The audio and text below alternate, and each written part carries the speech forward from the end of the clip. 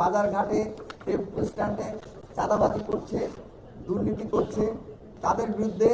তারেক রহমান সাহেবকে আমরা আহ্বান জানাবো, আপনি আপনার দলকে শুধরান এবং তাদের ব্যাপারে ব্যবস্থা গ্রহণ করুন।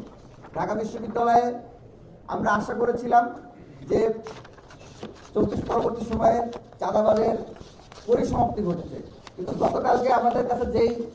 ফলের বিড়ালটা বেরিয়ে আসলো তাতে আমাদের কাছে মনে হচ্ছে যে এই চাঁদাবাজি সিন্ডিকেটের সাথে শুধুমাত্র এই গুটি কয়েক দুজন ব্যক্তি জড়িত নয়, বরঞ্চ সমগ্র দল,